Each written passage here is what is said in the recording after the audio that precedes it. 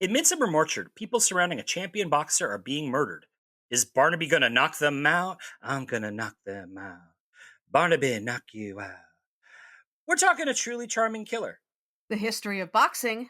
And buns of steel in this episode of... Welcome to Midsomer.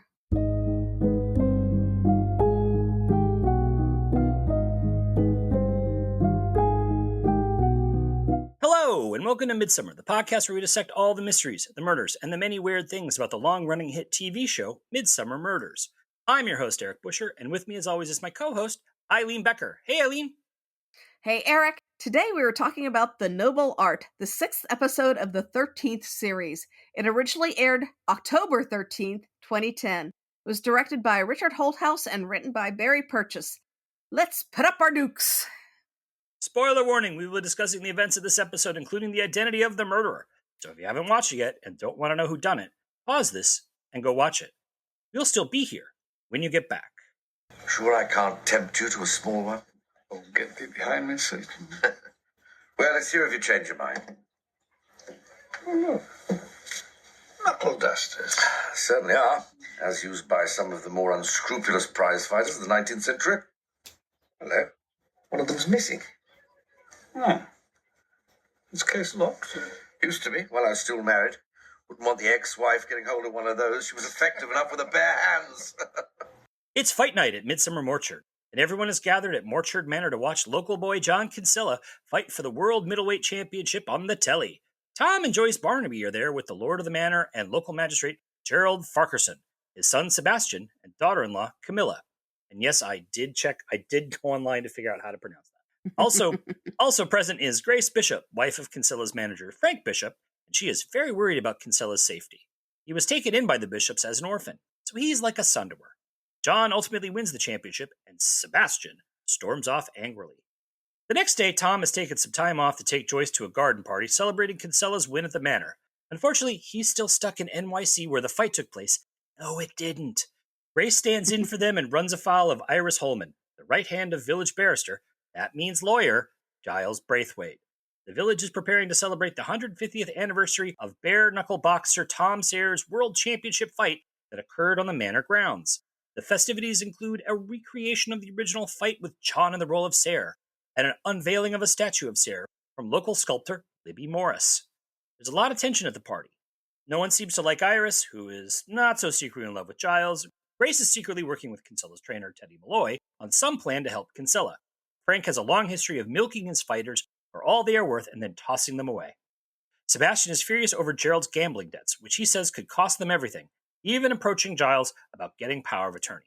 That might be complicated by the fact that Sebastian isn't actually Gerald's biological son. Gerald's ex-wife had an affair and then left, leaving Gerald to raise Sebastian on his own.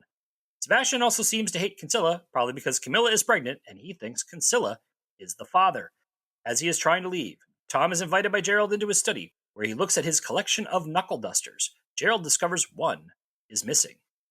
Now everyone seems to want to have a meeting with Giles. Grace has him over to talk about something that she doesn't want Frank to know about. Gerald and Camilla stop by his office for an unscheduled meeting, but are told by Iris that he isn't there. Frank, Teddy, and Kinsella finally make it back to Midsomer late at night. Kinsella runs off to try and hook up with someone, but has to leave when her partner shows up. Teddy drives Frank to a 2 a.m. meeting with Giles at his office, but when he arrives, the office has been ransacked and Giles is dead. Iris shows up and smiles? The next day, the costume popo swarm the site. Bullard tells him that Giles died by suffocation, having been knocked unconscious first.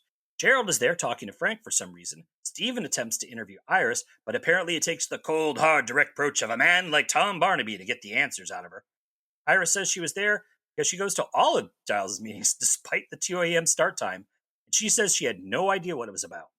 Barnaby doesn't believe her, and we know Frank is lying when he says Iris was hysterical upon seeing Giles. They meet with Grace, who she says was seeing Giles about getting a divorce. Doesn't want Frank to know so she can get her hands on his money. They also interview Terry, who is busy training Ken Twohy, Lizzie's blacksmith boyfriend. They then talk to Camilla, who's chatting with a very flirty Kinsella.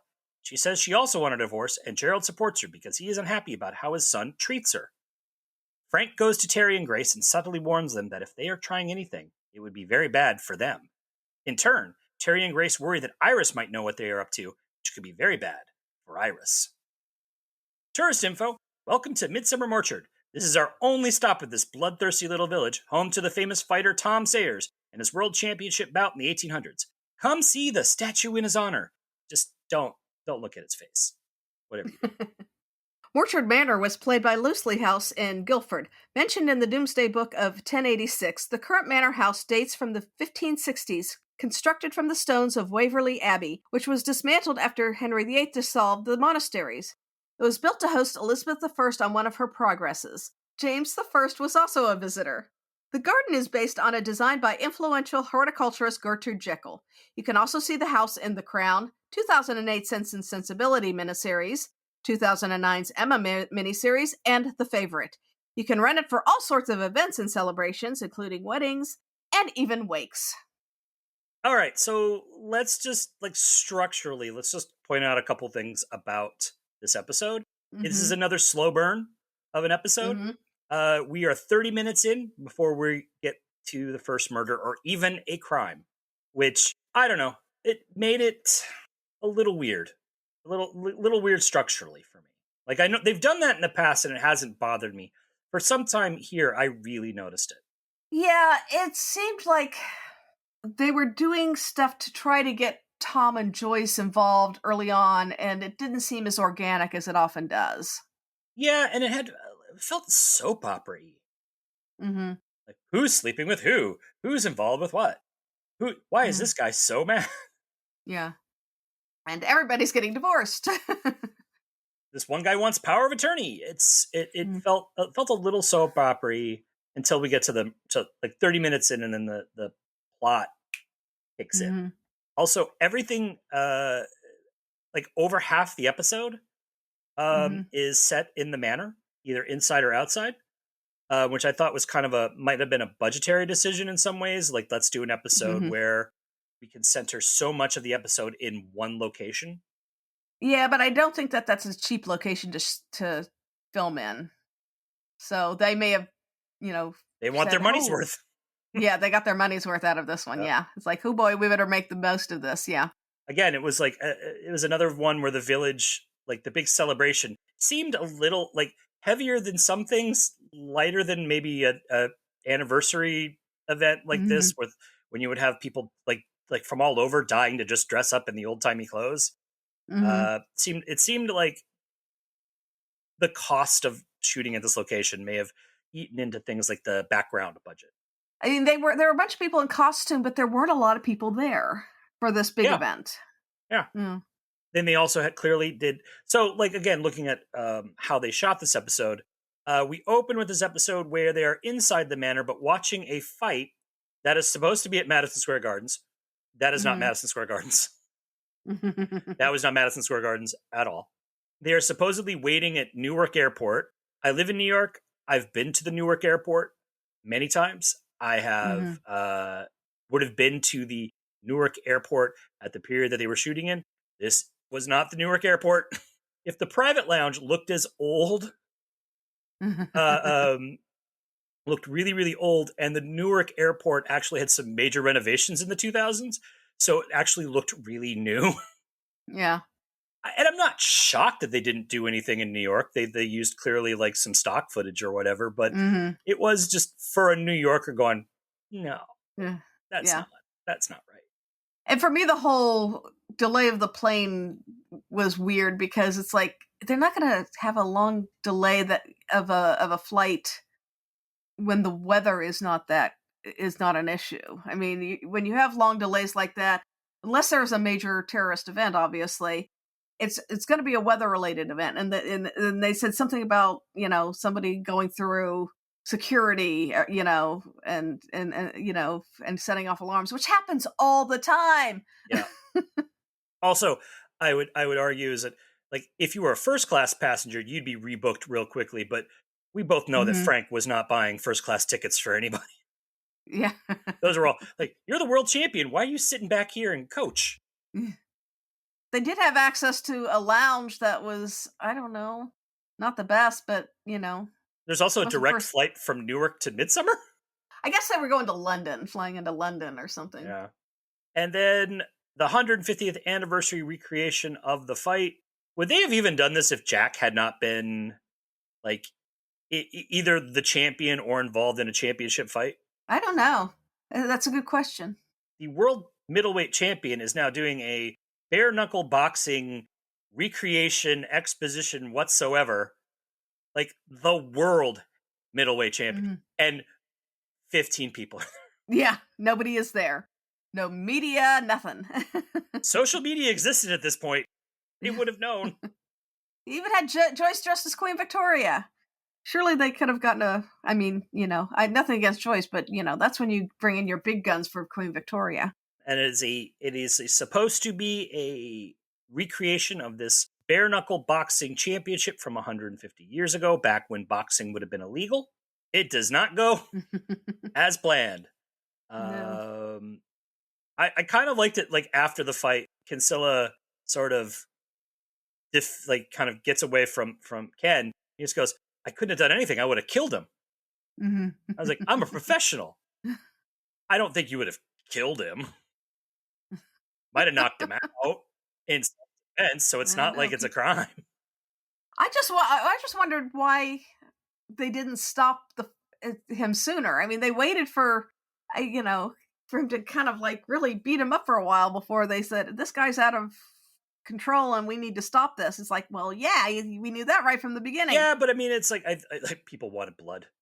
Like, this is what they want from a fight. They I was like, oh, this is real? Yeah. Oh, we can watch this for a little while. Even though I have to say, Ken, I'm no boxing expert, but Ken had terrible boxing form. Like, his swings were so wide. Even in the training sequences. Like if you like, that trainer Terry should have been like, what are you doing? It's literally like they swing, miss, and the other guy just literally, it's a free shot to the other guy's face, right? It's terrible. I remember somebody tried to teach me boxing once, and that's how I boxed. I boxed like it was wide swings, and then I would swing wide, and he would just like go, like just tap me on the side of my head, and I'm like, yeah, don't swing like that. I'm like, oh yeah, okay. What did you think of the statue, Tom? That was a weird looking statue. It seemed like, I mean, there's a reason I think we saw it mainly from the back. It looked better from the back than it did from the front. From the big metal buns. Yeah. Buns of bronze. Buns of bronze. I mean, but it was funny is like they seem to want to like heighten what the statue was going to look like. And that's probably because when you see the statue, it's fugly. It's modeled after Kinsella. I'm like, when he's like first wakes up, there's so much celebration of boxing and Gerald's always like just boring the crap out of everyone, talking about the noble art of boxing. Yeah. Hey, do you think that's where they got the name from for the episode? I have to say, when I looked up the noble art to find out where it came from, and it is used for boxing, I could not find the origins of it. So I don't know why it's called that. The nobility was involved in it for, in the 18th and 19th centuries and stuff like that, because they, usually put on the fights. I mean, they were like the fight promoters. They would go in and they liked watching basically the lower class guys beat each other up. The only thing I could find was that it had to do with self-defense, which I don't think boxing ever really had to do with self-defense. My suspicion is it's the noble art because it's a controlled fight. It is a fight with rules. Mm-hmm. It is not a street fight where anything goes. It is two gentlemen, and like back like when Tom Sayers is doing it, you had like was it Tewksbury rules or some crap like that? That it was just like quick. Yeah, I'll get into the Queensbury rules. Like, it's a gentlemanly way of fighting. Is that you're not cheating? Yeah. And then of course, I'm sure very quickly people were cheating. Very quickly people were cheating. Oh yeah, yeah. There's nothing noble about this.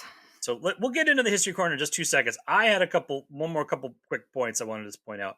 So there's a scene where Frank is supposedly resting or sleeping in the bed. And then you see what he's doing, and he's got like 2 layers of shirts on and his shoes. Why? Just take the shoes off, man. You're in your bedroom. Yeah. I just thought that was a funny image. And then there's a line in the episode where someone suggests they get blotto and do the hokey cokey. That is how I learned what the UK calls the hokey pokey. And you turn yourself around. So we have been alluding to it. Let's jump right into it. Eileen, your history corner is, of course, for this episode, the history of the noble art, boxing. No one knows when people started boxing as a sport, but as a species, we've been hitting each other for a very long time.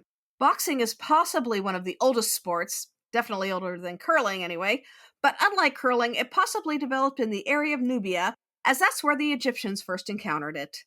The earliest records of boxing date from the 3rd millennium BCE.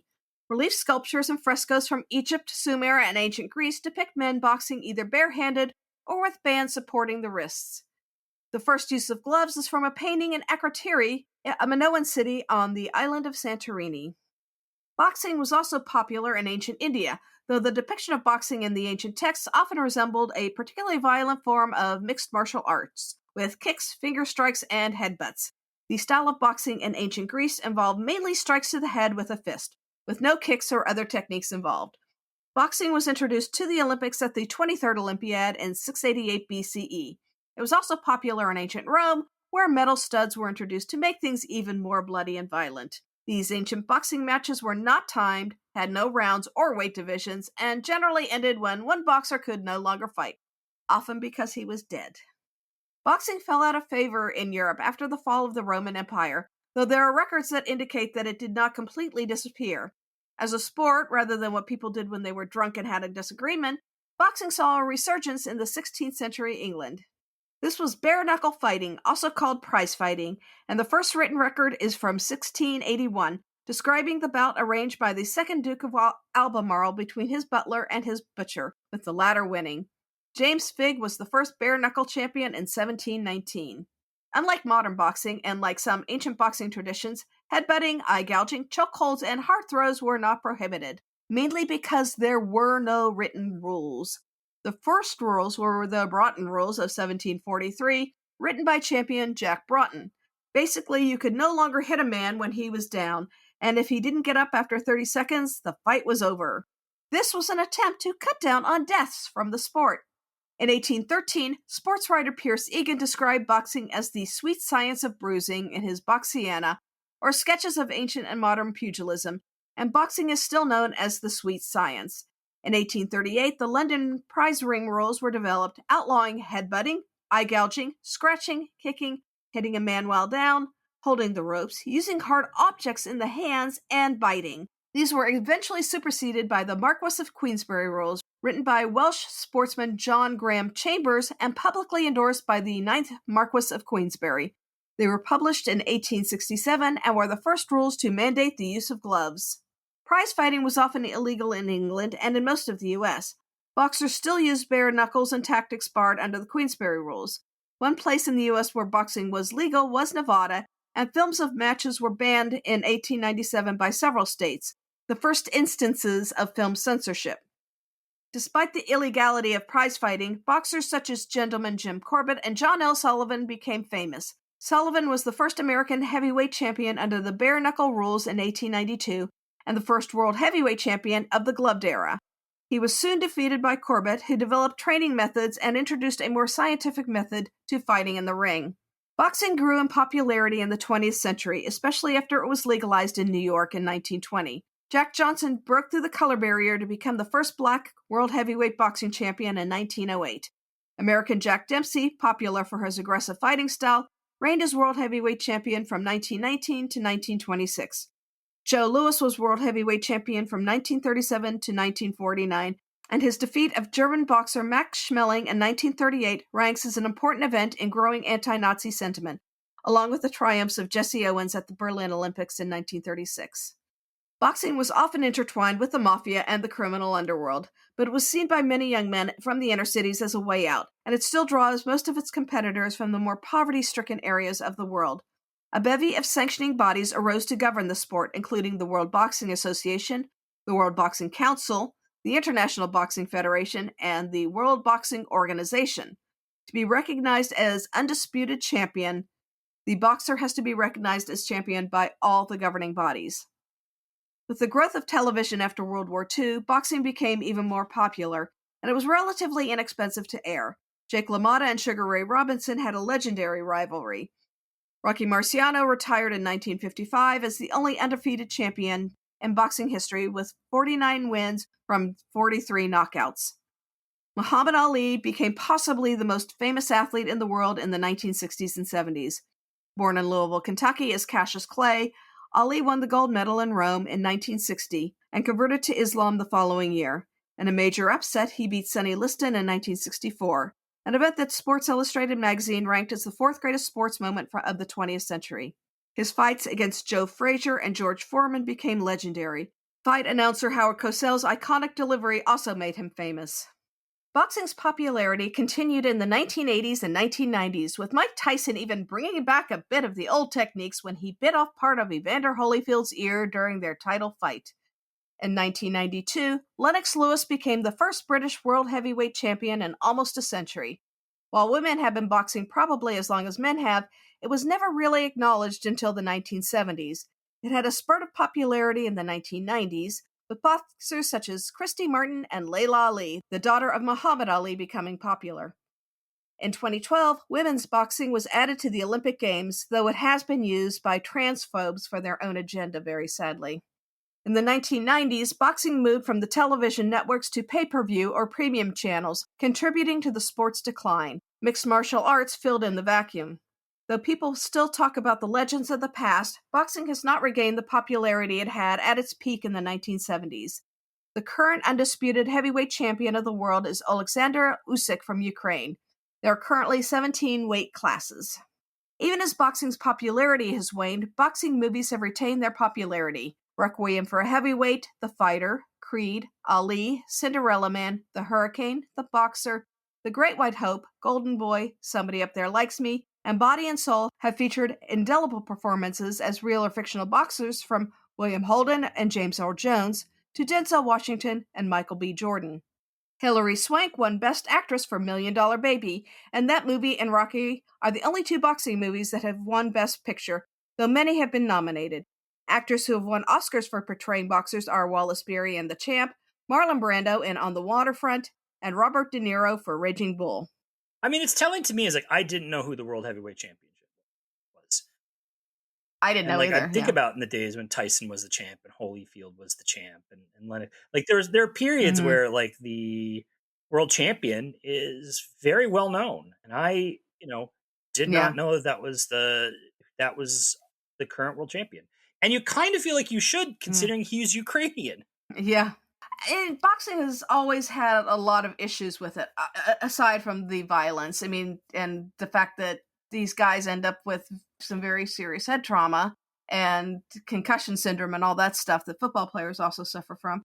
But the mafia has been involved for a long time. Wait, so what? It's always had that crime element. The mob's been involved in boxing, you say?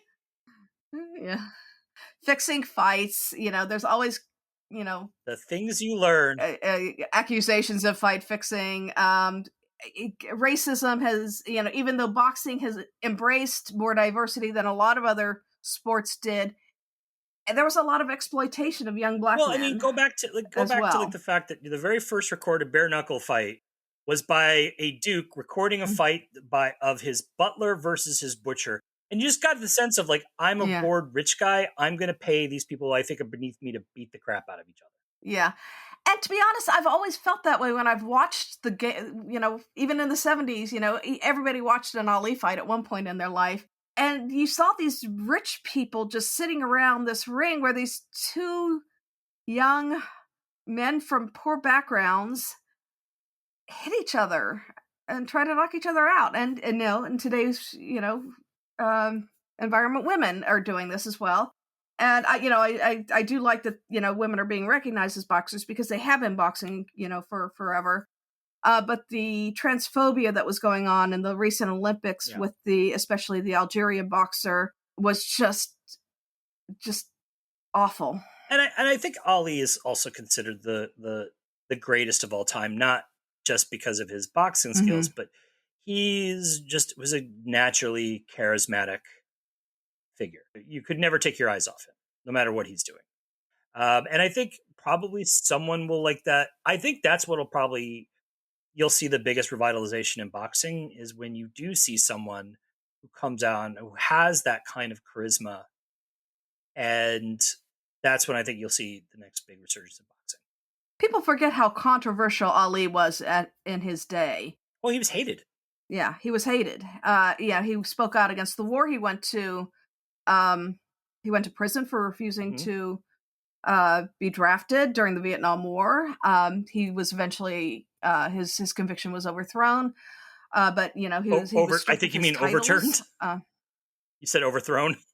Oh, what did I say? Overturned. Yeah, overturned. The overthrown. Most people don't know is that during the January 6th assaults on Congress, they overthrew the Ali conviction. That's the only thing they managed to overthrow. But yeah, boxing is a very controversial sport. Its popularity has waned, I think, a lot because of the fact that people are seeing the health effects, and Mike Tyson going to prison for rape didn't help. I also think what you're seeing is the rise of MMA, which throws out a lot of these rules. That I think is where a lot of the energy for boxing has now gone into. I just think there's just been a lack of really charismatic boxing figures that people really can get interested in, right? There's no, Mike Tyson was a fascinating figure because of just like some of the speed of some of his wins, but no one is really kind of like that heyday of sort of a Joe Louis, of Ali. I don't think I could name anybody that I like on the fighting circuit right now. And that's, I think, the key is that I think like we all can name key figures in most major sporting things, right? I don't think the fact that you don't hear that about any major boxer kind of shows that's really the problem with boxing right now, is that the fighters themselves are not capturing the imagination. Yeah. Things like the Max Schmeling fights, right, in the 30s, were like that was literally seen as a fight against the Nazis, as a fight against fascism. Yeah. Now here's the thing: if you put a Russian boxer versus Ukrainian boxer right now, one would really hope that could capture the imagination in a sense. Just maybe not in the U.S. Let's face it, in the 80s, the Rocky movies delved into this with the whole Russian, Draco Malfoy, Malfoy, whatever. You can just say you don't know. Again. You could just say you don't know. I watched one Rocky movie, okay? It was the first one, and I thought it was okay. Let's move on to some cast highlights. Matthew Douglas was Man with a Secret, Sebastian Farquharson. He appeared in Rogue Agent, EastEnders, This England, The Stranger, and Outlander. He's also done a lot of theater work. There's not a lot about him online, although one website said he's appearing in the film Tremors, which I can only hope is a reboot of the Kevin Bacon classic. That was a great movie. Daniela Denby-Ash played coffee lover Camilla Farquharson. Her parents were Polish immigrants who decided to make their name more English, so they found two surnames in the phone book and added them together with the hyphen. She's appeared in My Family, Waterloo Road, EastEnders, and North and South. Michelle Fairley was the duplicitous Iris Holman. Let's just get this out of the way. We all recognize her as Catelyn Stark from Game of Thrones. In fact, this episode came out the year before Game of Thrones premiered, so she might have been filming that when this episode came out. Mm-hmm. But she's also done a ton of other stuff, including Gangs of London, Suits, The Feed, The White Princess, and The Gone. And this year she appeared in the film Small Things Like These, based on the novel by Claire Keegan and starring Oscar winner Cillian Murphy. And I gotta say, she was in Game of Thrones and she's in Suits, so she's been in two of the most watched TV shows of all time. She was the last-minute replacement on Game of Thrones, which I found interesting, but I thought she was so perfectly cast as Catelyn Stark. They actually had to reshoot the entire pilot. Yeah. The original Catelyn Stark was played by the great British actress Jennifer L. So I think they had to do a bunch of recasting. Mm-hmm. We ended up with but I believe that they would have filmed that after they filmed this one. So I don't know if she would even have had them. Yeah. But she would have done a great Lady Stoneheart based on this performance as Iris Holman. We'll never know, because they didn't include it. Ken Bones was Dapper Giles Braithwaite. He's a Rotograd and an RSC member with a ton of theater credits. On screen, he was in Cutthroat Island, Wing Commander, Cold Feet, Atlantis, The World's End, and A Discovery of Witches. He appeared in the 50th anniversary specials for Doctor Who, playing the character The General, which seems to have been a lucrative career move, as he's played this character now in multiple Doctor Who podcasts. Glenn Murphy played Bob Hoskins. Frank Bishop. Frank Bishop. It's easy to get those two confused. As an actor, Murphy appeared in every episode of the long-running show London's Burning. He's also appeared in Dream Team, The Ice Cream Wars, and The Bill. But that's not all. As a youth, he was both a football and a boxing champ, and the holder of a third-degree black belt in karate. He started Omerta Productions, which produces crime films like Lords of London, which he starred in.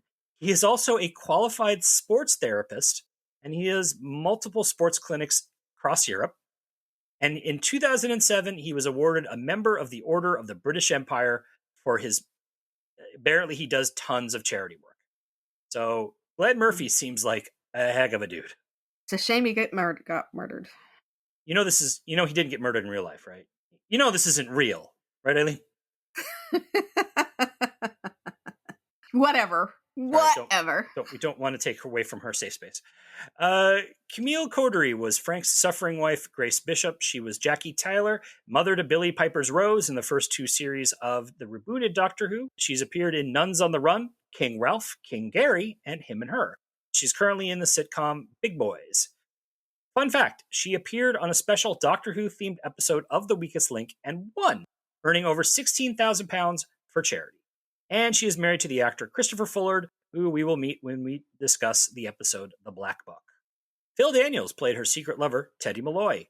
He starred in the film adaptation of The Who's Quadrophenia, as well as appeared in Scum, EastEnders, New Tricks, and Chicken Run.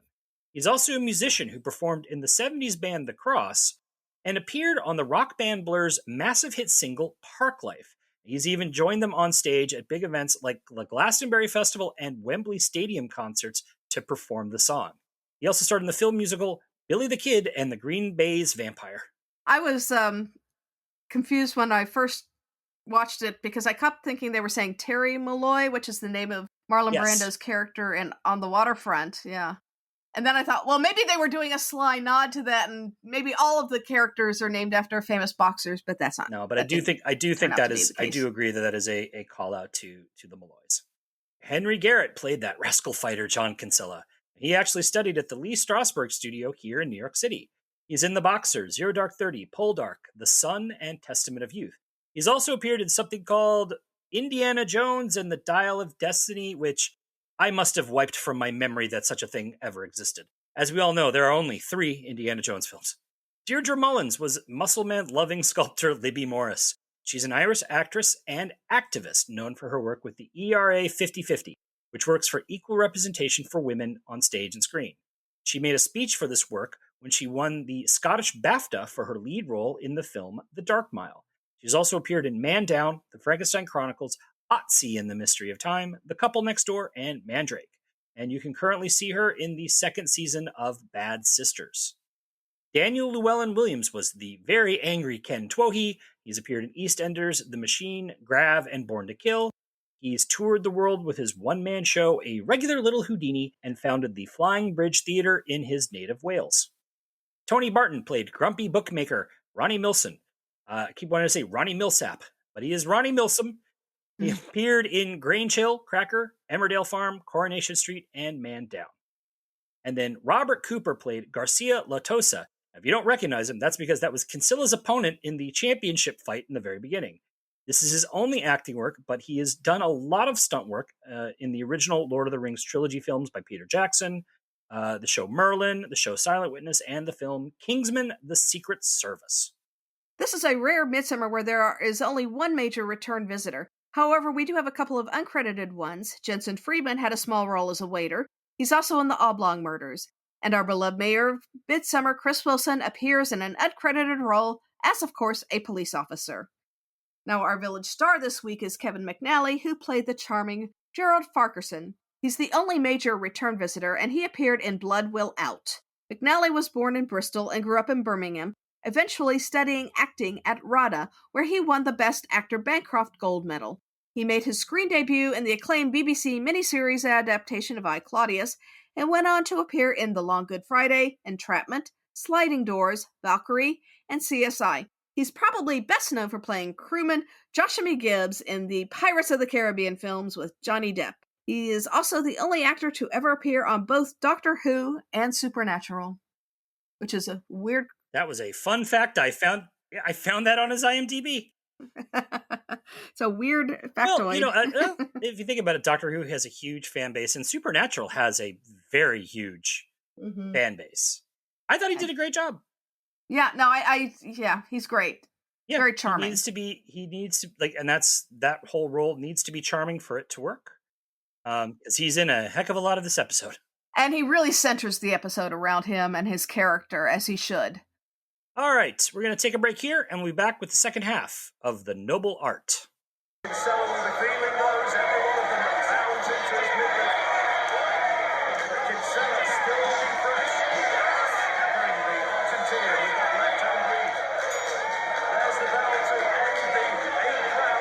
And we're back. Let's talk about the second half of The Noble Art. I am not a man to have his head easily turned, am I? It took me long enough to catch your eye. No, it didn't. Just nervous about getting it right with you. I was reasonably circumspect. But seriously, do you think I'm open to flattery? Show me a man who isn't. Barnaby visits the manor as they prepare for the anniversary fight, and Gerald is very excited since he used to box in his Oxford days. Sayre's challenger will be played by Sebastian, who seems thrilled. Frank stops by and Sebastian threatens him because apparently Frank is taking over the manor? Barnaby asks Frank about Grace wanting divorce, but Frank isn't surprised. I mean, would you be if you were him? Can't imagine women really want to stay with him for super long periods of time. Anyways, everyone is getting ready for the statue unveiling by getting into period costumes. Frank pulls Grace aside and says he's on to her, then fires Terry and tells him to clear off. Terry tries to get Grace to go with him, but she says that unless they can get Kinsella out of his contract, she's not going. Ken stomps in to train, convinced his fiancée Libby is sleeping with Kinsella. She is. Libby isn't too serious with Ken and plans to leave without him for America after the statue is unveiled. When it's time to unveil the statue, Frank, who paid for the whole thing, is missing. So Joyce, dressed as Queen Victoria, does the job. At the fight, Kinsella comes out and then Twohy comes out. The fight is supposed to be play acting, but Twohy attempts to beat up Kinsella before he is stopped. Terry brings Barnaby and Jones to the training gym where they discover Frank has been murdered in the same way as Giles. Bullard says it looks like Frank was killed somewhere else, possibly his living room, and then moved to the gym. Frank is a big dude, so who would have the strength to do that? Or was it two people? Because Barnaby knows that Grace and Teddy were having an affair, and that Teddy was the father figure to Kinsella to Grace's mother figure. With Frank dead, she no longer needs to try and get him out of his contract. Another suspect is Sebastian, who is driven off, and we see that he attempts to drive his car off a cliff, but stops himself just in time. Gerald gives Barnaby a big piece of the puzzle, letting him know that Giles was gay. Iris, who is not so secretly in love with Giles, tells him that one night she witnessed Giles canoodling with Sebastian, which is why she didn't care for him. Sebastian is picked up and brought into the interrogation room. He is surprised to learn about Frank's death and then breaks down over Giles. Turns out what was supposed to be just a fling developed into something more, and he is grieving. Iris was blackmailing him, so he was planning to leave, but he felt he owed an explanation and an apology to Camilla. Iris says it wasn't, blackmail, and Barnaby reminds her that she's playing a deadly game with someone who has murdered two people. Then he leaves her completely alone and unprotected. She returns back to her flat to discover it has been torn apart, so she calls Barnaby and says to meet her at the statue. However, she never shows up, and when they go to the apartment, they find her murdered. She was suffocated like the others, but she wasn't struck by them. Barnaby realizes the killer could never hit a woman and gets his usual Barnaby brain fart. The next day, Barnaby reveals to Jones that the killer is the one person he has willfully overlooked the whole time, Gerald. They go to him and tell him that Iris wanted to meet them at the statue, and so that night, Gerald shows up at the statue and finds a piece of paper hidden there. He returns home to find the detectives waiting for him. Here we get the reveal. Gerald is almost broke because of his gambling problem. He got caught up in a gambling con run by Frank, who told him that the way Kinsella partied, there was going to be no way that he could actually win the championship fight. So Gerald placed a huge bet, borrowing money from Frank and using the manor as collateral. And they used Giles to put it all in a contract. So when John won, Gerald realized that he had been suckered. His only hope was finding the contract. So he went to Giles to try and get it back, but Giles wouldn't help, so Gerald had no choice but to kill him, using the brass knuckles to knock him out first. He tried to run a double bluff on Barnaby when he showed him the missing knuckle dusters. He asked Frank to delay a couple days before announcing he had the house to see if he could find the contract, but he ultimately could not allow someone like Frank to become the leader of Morchard. Gerald is the father of Camilla's baby, the pair having grown close in the face of Sebastian's behavior. He didn't know Sebastian's orientation until Camilla told him. Iris was blackmailing them too, so killing her while looking for the contract was kind of a twofer. Barnaby realized that Frank had hidden the paperwork in the statue, so they set up Gerald to incriminate himself. However, there is a deep irony here. It had been discovered that morning that John Kinsella had failed a drug test and was stripped of his championship. Looks like Frank probably doped Kinsella to hedge his bets. The discovery means that Gerald had won the bet after all, so all these murders had been for nothing.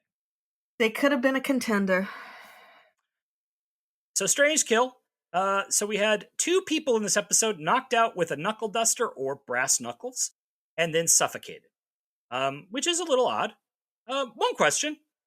Why did Gerald put Frank in boxing trunks? I don't know. It was a weird way to stage that whole thing. I mean, they kind of point out this whole thing that he was probably killed in the living room and then carried there, which never kind of came back.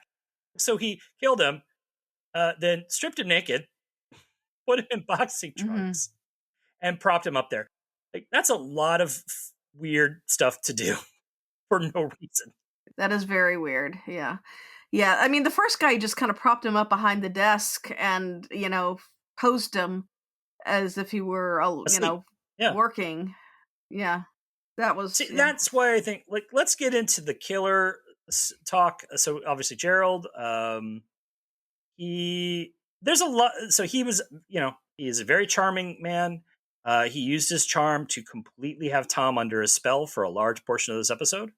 Tom, I think, was also, in a way that you don't really see Tom, kind of, he's the local magistrate. He's a good one. He is one of us.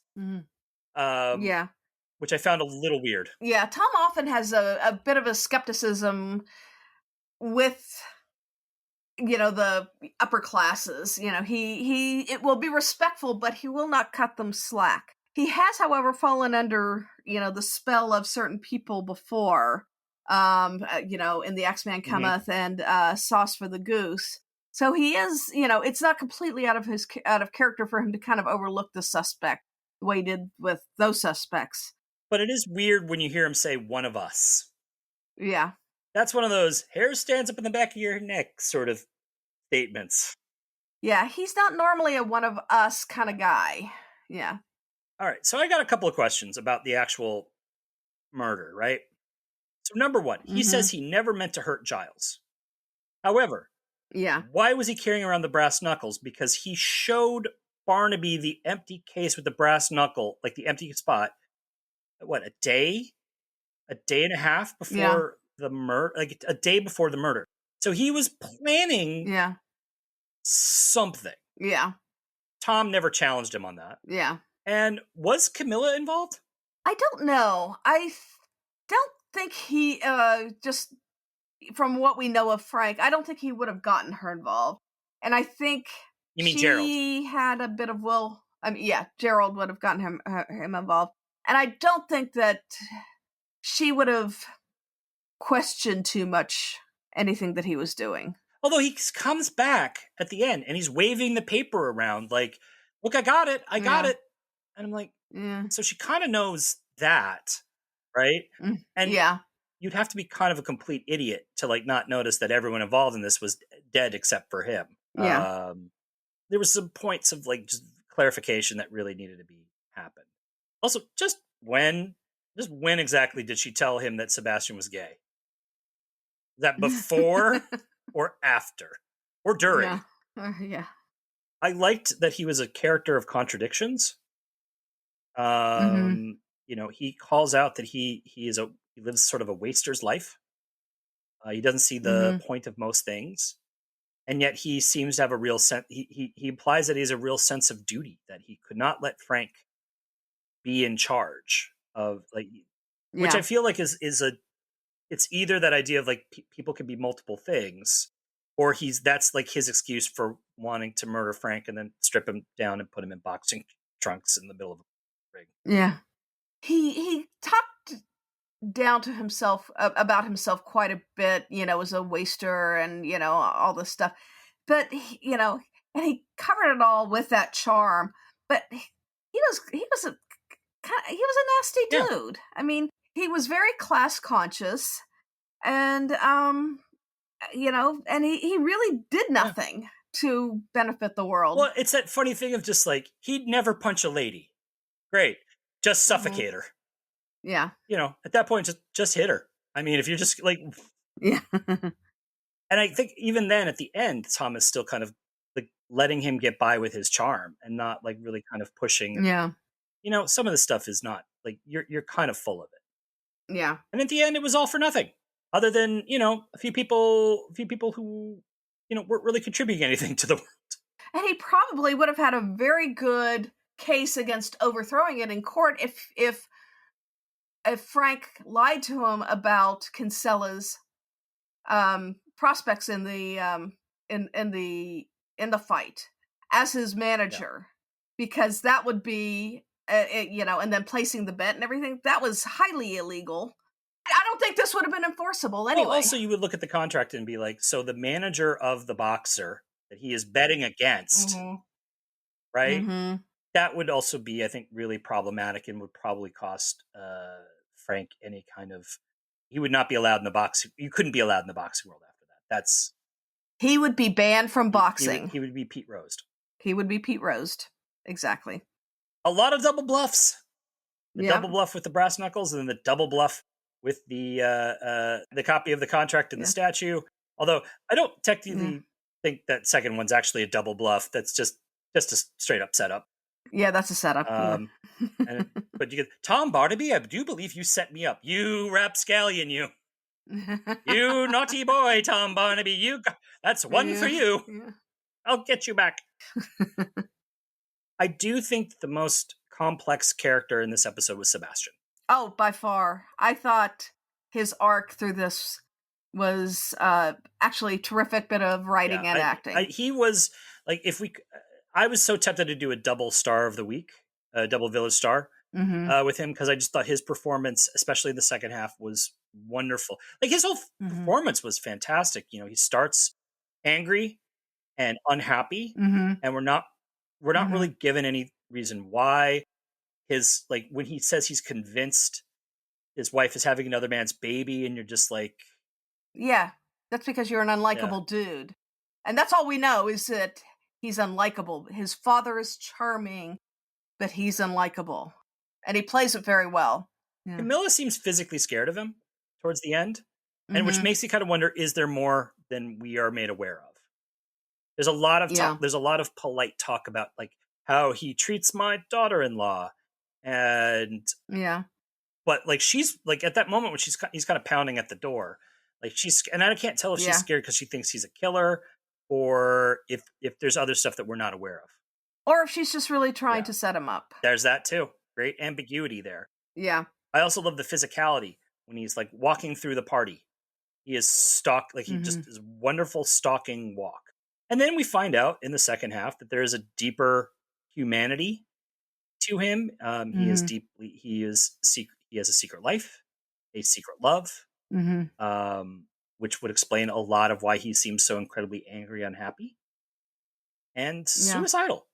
There's that superficiality of the angry man just breaks apart in the second half, and you see this very, very broken man, and who's found only one way to react to things, because everything is just working against him. Yeah, that scene where he just sort of begins to cry in the interrogation is so well done. Yeah, I could feel my sympathies shift with that scene. And Nettles does a great job shifting Barnaby's perspective at that point too, because he's very confrontational And then he switches to, I've got this all wrong. And he becomes much more sympathetic. So that scene where he's kind of, he almost drives off the cliff, and then he's parked the car and he's staring down, and there's just a wrecked car at the bottom of that cliff. Whose car was that? One would think that, like, you know, the owners of the land might, I don't know, drag that car away. It was Gerald. He didn't have the money to do that. I also loved Sebastian calling the village an inbred little scandal hole. Yeah, any of us who've experienced small towns know that. That's basically Cabot Cove. I mean, inbred little scandal hole, that's Midsummer's motto. Yeah. Put that on all their tourist brochures. Step aside, Peyton Place. We also had an interesting character in Iris, who suffers from unrequited love towards Giles, and is also a blackmailer and a homophobe for funsies. Kind of love that someone describes her as she wants revenge on the world, which kind of sets her up as this character with a deep anger, which I think Michelle fairly plays fairly well. I just didn't really understand angry at what. It would have helped to have had a little bit more backstory for her, because and you know, Fairley does a great job with the character, but you know, all we know for her is that she is angry. Unlike with Sebastian, where we get where his anger comes from and what it and you get that depth of character with him. You don't get that with her. She's just angry, and we don't know why. And apparently she was angry even before she discovered that Giles was gay. And, you know, so we could have used a little bit more there. Also, I mean, like, the fact is that she does choose to play with fire. Like, she could clearly tell Barnaby, oh, well, you know, Gerald and Frank had this deal, right? Mm-hmm. But she doesn't. She allows the anger to kind of cloud her judgment. And then she ends up murdered right before saying hello. Yeah. And she's just asking for it now. You know, she meets the fate of many a TV and movie blackmailer. She ends up murdered by her victim. Corner, Bullard's there, and then Bullard's gone. He did absolutely nothing in this episode. Barely even info dumping. Detective work. We talked a little bit about Tom and his susceptibility to flattery. I also kind of like that when he has that scene with Joyce where he's kind of recognizing a flaw in himself, and that when he realizes his mistake, he is angry. When he goes to that, when he goes to the home and he is talking to Camilla at the very end, he's got that angry smile plastered on his face. Like, he looks like he's about ready to go off. And that follows his reactions a bit in the X-Men Cometh, where I think he's a little more chastened, but also in Sauce for the Goose when he finds out who the murderer is there and how that murderer has played him. Yeah, he reacts with a certain amount of anger here, but this is the third time it's happened, and he got really angry this time. I also kind of wonder, do you think this might be the start of Barnaby's thought process about retiring? Because this is only a couple episodes away from Nettle's final episode. Mm-hmm. And he seems upset that he fell for this. And I'm wondering if he's seeing in himself that, like, as he's gotten older, he's maybe too comfortable. And because we don't ever really get a great reason why he retires, right? It just sort of happens. And I was kind of thinking, like, you know, it'd be interesting if we look back at the entirety of the 13th season, if we see some things with Barnaby that, like, I would have loved a bit, like, at the end of that season. And his retirement scene is so inconsequential. It is cut off in a number of versions of that episode. Yeah. And it would just been nice to just see a scene where he's just like, you know, I've realized in the last few months that I think I've done all I can, but at some point I'm going to start making mistakes. Someone's going to get away from it. And I think it's time for me to let the next generation solve the murders. Right. Yeah. That would have been interesting to have that played on. I do think this, like, something like this would definitely play on his mind leading into any decision for that character to retire. Yeah. And I think it's an issue with, like, episodic TV, which they are definitely going for in this, because there's not, you know, a little bit in the first and second season, there's a little bit of build on the characters, and obviously there's turnover of the detective sergeants, but there's not a real through line of narrative Yeah. through this, as far as, the characters are concerned, other, Cully a little bit, Joyce has a new thing every episode. But it would have been nice if they had kind of leaned into that a little bit more in the 13th season. But, but I do think that, maybe this is something that would have, like, because when he's walking away and he knows that Jones has caught him at this falling for something when he shouldn't have fallen for it, I think that would have an impact on him as a I agree. detective. What did you think of his weird dismissal of Stevens at the beginning? Like, we got one scene with Stevens where she's basically like, yeah, I'm having a hard time getting this iris to crack. I just need a little bit more. And he's like, stand aside. Let the man do it. Yeah, that was kind of odd, and I think it just was like, okay, we have to have Stevens in here for some reason, but Tom Barnaby has to do this. Yes, this interview. It was just this weird, like, he's always been a supporter of Stevens, and but it was very much like, let the man do it. Mm-hmm. Enough of the good cop. Let's go bad cop. Also, why did he take Jones to the sculpture studio? They weren't investigating anything. No, but they kind of hang out together every day, all day. Hey, Jones, you want to go see the statue's butt? I like the way he checks it out. Jones is like, I still think I win. And I have to say, yes, Jason Hughes, you do. Jones had some great moments in this. It was nice to see a partner of Tom's not make homophobic comments. Oh, yeah. That was really nice. And not even blink about it. He just, like, writes down, what people are saying, in his notebook. There's no raised eyebrow. There's nothing. Good on him. He also really, really enjoyed it. Like, you look in the face of just like Tom says, kick the door down. He's like, yeah. Yeah. That was just a funny little moment. I'm knocking as hard as I can. And then the off-track betting moment, which was kind of a fun thing, added absolutely nothing to the episode. But it was fun. It was fun to see him have that little moment. Yeah. There's a little character moment, but it's just like a whole other guy who's like, he's in two scenes. And I was like, there was no reason for this role at all. Yeah. I guess they needed to kind of establish the whole betting angle to it. And it's just, hey, let's have Jones do it, even though he doesn't normally bet. My favorite thing is that he does not buy into Tom's adulation of Gerald, the way he didn't buy into his adulation of the Axeman. He sees that as a weakness of Tom's. He doesn't explicitly say it, but he does subtly call him out on it. He's seeing a pattern, and this is a pattern that I think that ultimately a Barnaby would ultimately be worried about. And again, we get that wonderful scene. Let's jump into home life, where he's having that heart to heart with Joyce. That it is a rare moment with Barnaby where the shield comes down. Yeah. Where the pretense, the I know everything, I'm in charge, his confidence has been shook a bit. And that was a lovely scene. Well written, well acted by both of them. Also, again, like, and part of it is like Tom and Joyce really seem to enjoy being in the world of the manor, right? Like, these are fancy things for, like, although like there's a lot of people that just like seem to be milling about in the town, which is kind of interesting.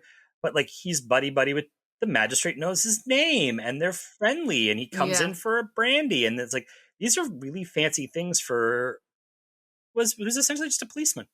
And it is to his detriment that he allows that to get played on him. How pissed do you think Joyce should have been that he took the day off to go to the party? After all the restaurants she's been abandoned at. Oh, my rich friend is having a garden party? Well, she'll take the day for that. It's like, what about my classes? Work comes first. How they did not end up divorced. Look, we don't know what happens after they leave. Like, we never hear from them again. And frankly, I think Joyce would have murdered him about 2 weeks. You're always here. I'm not used to this. That would have been a great way to have a season 15 episode of, Nettles is never coming back. Yeah, I know. So, kill him off. Have Joyce do it. Because he's just around all the time. At the opening of that episode, he was like really, really excited for the fight. It was just interesting to see that side of Tom. Like, again, we don't really see him just like with a little bit of bloodlust in his eyes. And he had. Nettles is such a wonderful actor. He put a little bit of bloodlust in his eyes when they're watching that fight. Yeah, he, there's some darkness to Tom. You get it when he does the breaking and entering. You get it when you see this. Basically the susceptibility to being flattered and and overlooking people who should be suspects. And finally, Joyce is queen. Her moment is Queen Victoria. She is the queen of Midsomer. She should have had a few words. She just pulled the sheet off, but or the tarp off. But would have been nice for her to be totally queenly about it and say, I dedicate this statue to. Well, Joyce has done a lot of classes, but the two I don't recall that she's ever doing is public speaking or acting. Or she might have even taken an improv class at some point. Like, Tom, let's yes and.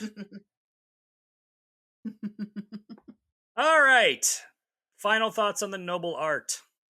There's nothing wrong with this episode. It's well done. It's well acted. There's some great performances. I just don't care about boxing. So it's never really ranked that high for me. Care about beekeeping? Actually, I'm more interested in bees than boxing. Look, as someone who is a mild, not even paid mild attention to boxing, right? I think this episode's fine. It's in that gray area of where nothing is so memorable, right? Like, it doesn't have any of the super memorable bits that really is what makes a Midsomer episode stand out. It's a B+ all the way. Like, it gets the job done. It just doesn't, it's entertaining. There was things that I completely had forgotten, like Sebastian's coming out.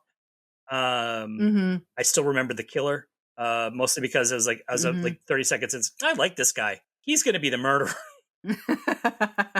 Also, this is that hitting that point, I think, in Midsomer where there's a long period where the most recognizable actor in the episode turns out to be the murderer, because this is the part where Midsomer is a place where B-level or not B-level, but like steady recognizable character actors can go on Midsomer and have a nice meaty role, be the murderer. If this episode had been filmed 2 years later, they would have rewritten it. Iris was the killer because Michelle Fairley would have been the much bigger name in it. Yeah. It does the job, but it's not. I will also say is this will never end up on a top 10 anything for me. Yeah, there's nothing that really stands out about it. There's nothing really horrible about it. Yeah, I enjoyed it. I just find the subject a bit dull. But I think there's some really nice character work by the actors, and that's really what makes Midsomer Murders a really great show to rewatch. I mean, you kind of get drawn in by some of the wackiness, but you kind of stay for some of those really great moments that these actors manage to make it with their characters. This is a great example of why Midsomer is so much fun to rewatch, is because I really enjoyed it. I've seen it several times, and every time I forget large chunks of what this episode's about. So I'm gonna it's because nothing stood out. So it's this is one of those ones oh yeah, who's that guy? Oh yeah, it's a solid B. And I'm sure there's people that absolutely love this episode, and I would guess that they're probably super into boxing, or they this just hits those right buttons.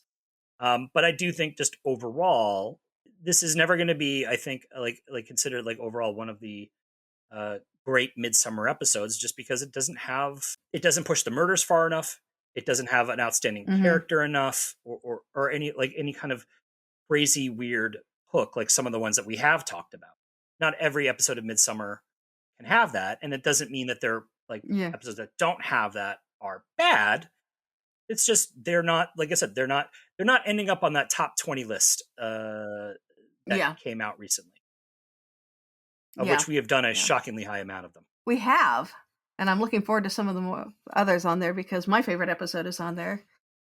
That's everything that we wanted to talk about. If you had anything you want to discuss about the noble art or Midsomer Murders, please feel free to email us at welcometomidsomer@gmail.com. If you want us to use the email in the show, you have to say so in your email. We're also Welcome to Midsomer on Facebook, Instagram, Threads, and YouTube. where we've been uploading our old episodes. Please follow us in all these places. If you like what you heard, please consider subscribing to us or rating and review us on iTunes. Also, please turn on the automatic downloads. It is the latest thing that podcasts need to do, defeat the algorithms and whatnot. All this stuff just helps people find us. Tell all your friends about us. We're going to be back soon with another episode, and we hope you join us again. And as we take the road out of Midsomer, we want to thank you for listening and remind you that in Midsomer, bare knuckle boxing can be murder. And usually is. On my hands! Welcome to Midsomer is produced by Eric Buscher and Eileen Becker. All clips in this podcast are used in compliance with the U.S. Copyrights Act fair use exception for criticism and commentary. Our logo and podcast art was designed by Smeedrai. Our theme music is by the infamous Space. I broke a nail. I'm keeping that in.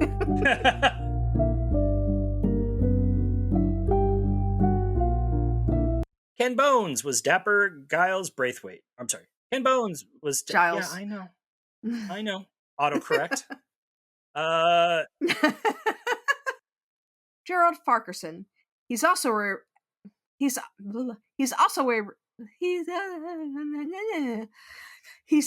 rich